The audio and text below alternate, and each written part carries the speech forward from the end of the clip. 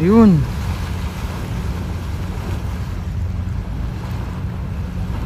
Lakas ng bulwak, oh.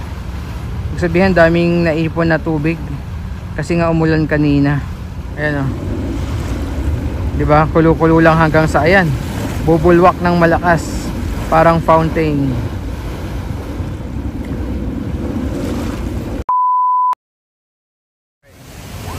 So, malakas na naman yung buhos ng ulan.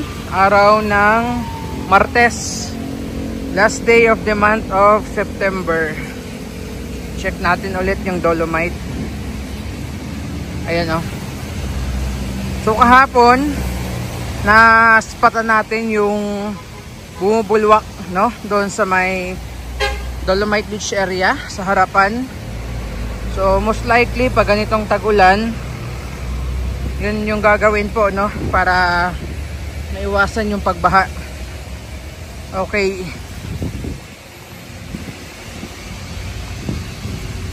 Lakas ng buhos ng ulan. Ang oras natin pala ay 2:50 ng hapon.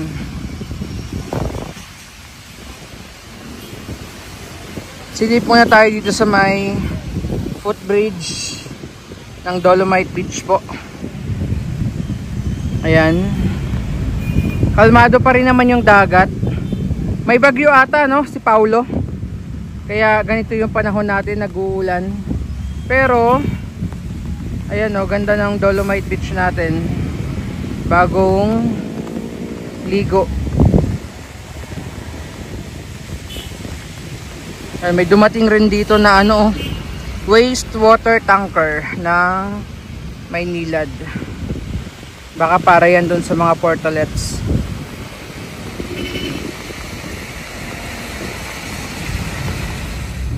Okay, so dito na tayo sa loob. Walang katao-tao dahil umuulan po. Natapos lang bumuhos ng malakas na ulan, pero may ambon pa rin hanggang ngayon. Yung iba nakasilong dyan sa may gilid. And ito yung bagong hugas dahil sa ulan na Dolomite Beach natin. Hapon po ng Martes. Ayan. Pero wala namang basura. Kung titingnan natin, no, wala namang basura po dito sa paligid ng Dolomite Beach.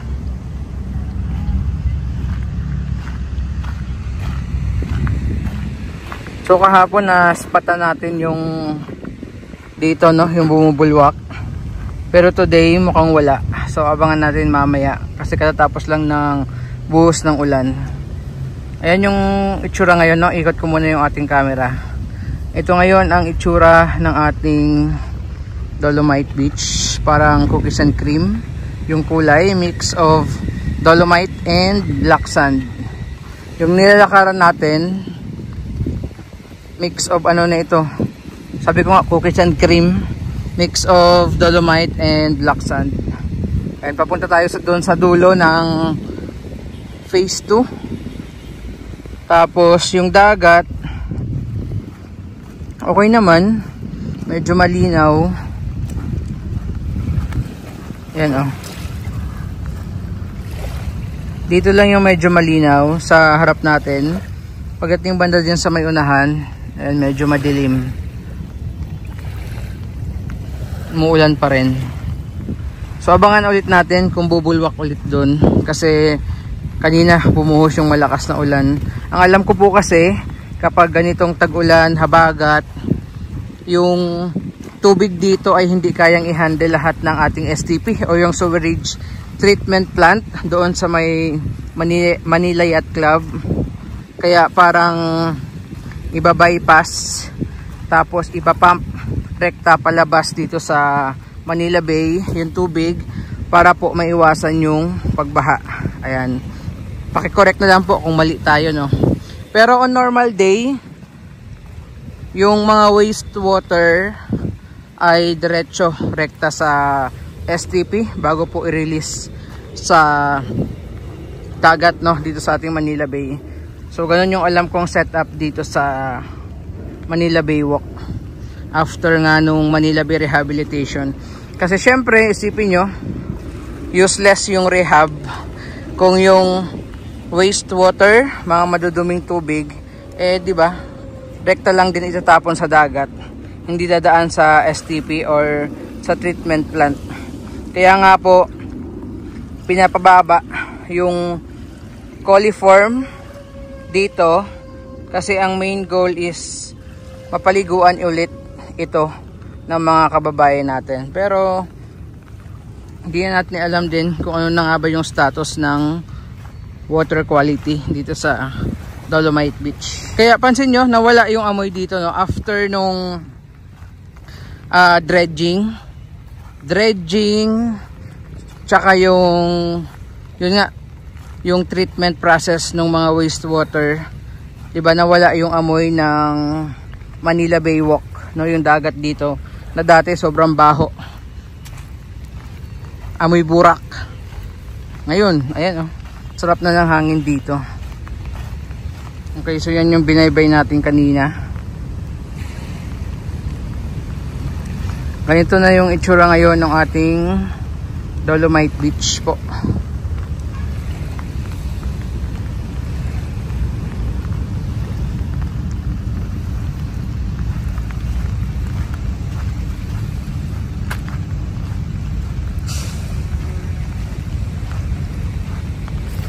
Tingnan natin kung ano bang mga makikita natin dito.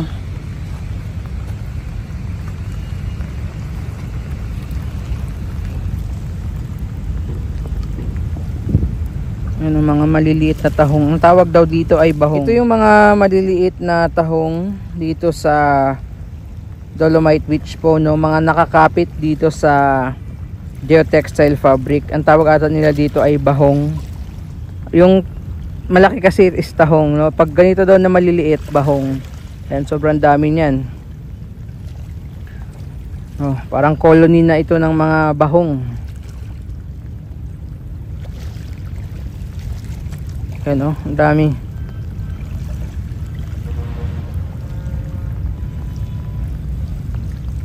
Ayan, oh, dami. Kaso maliliit ito, hindi ko alam kung lumalaki pa ito na kasing sukat talaga ng tahong, or ito din mismo yung tahong. Yun nga lang, ito mga maliliit pa. Okay, so balik na tayo dahil nakita natin na nagpa-pump ulit sila and may bumubulwak na ulit na tubig doon sa may bandang boundary. Yun ang phase 1 and phase 2. Puntahan natin. So andito yung eyesore na trash boom.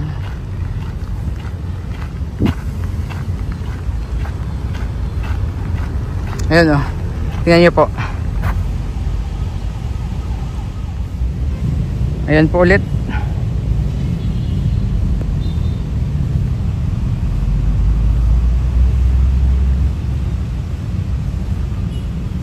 Ayan. So sakto ulit yung pagpasyal natin ngayong hapon, no? Kasi katatapos lang ng buhos ng ulan, malakas na ulan. Kaya yan ulit, nagpapump ulit sila ng tubig dito palabas sa Manila Bay.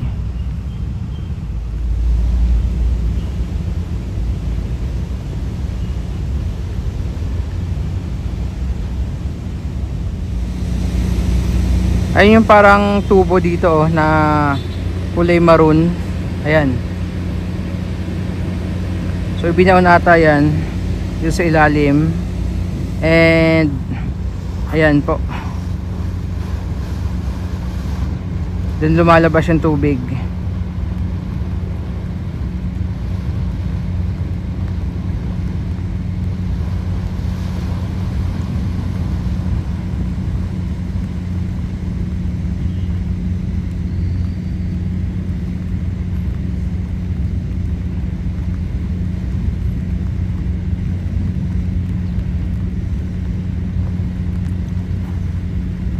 Lapit tayo.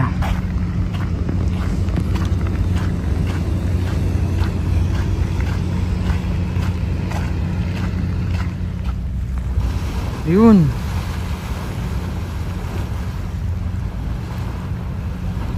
Lakas ng bulwak, oh. Ibig sabihin daming naipon na tubig kasi nga umulan kanina. Again, sa mga nagtatanong kung may amoy dito sa pwesto natin, kasi nasa ano lang talaga tayo, no? Ano, nasa harap lang talaga tayo. Naka-zoom in lang. Wala namang mabaho mula doon sa tubig na lumalabas dito sa dagat. Kasi kung maamoy talagang ano yan eh, sisingaw dito. Pero so far wala naman.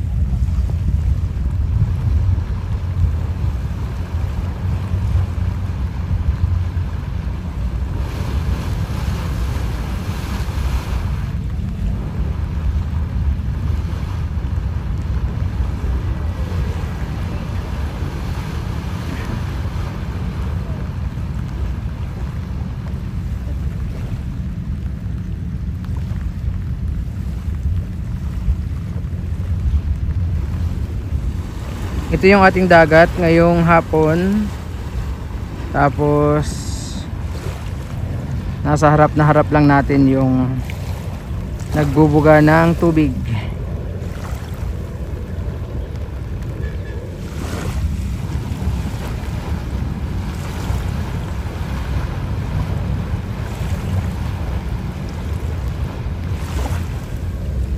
So baka pumasyal po kayo dito tapos magulat kayo bigla na lang may bumulwak dito sa harapan po ninyo pag namasyal kayo, no? Ayan, baka manibago po kayo. Akalain nyo kung ano. Okay. So dito lang yan, no? Pag sinum out ko, ayan lang po. Ayan lang siya kalapit. Kaya kahapon yung ibang mga namamasyal dito, medyo nagtataka rin kung ano yung bumubulwak dito sa harapan po, no, kasi nakaupo sila dito sa gilid lang nagpapahangin, and yun nga may bumubulwak. So far kahit malakas yung naging buhos ng ulan, walang mga bagong papasok na mga basura na galing doon sa Pasig River, oh. Ayan, wala tayong mga nakikitang papasok ng mga bagong basura dito sa Dolomite Beach po. Okay, so bago tayo mag-end ng ating live, abangan ulit natin. Ayan. Sa una kulo-kulo lang yan. Tapos pag tumodo na, bulwak na. Ayan, o. Diba? Kulo-kulo lang hanggang sa ayan. Bubulwak ng malakas. Parang fountain.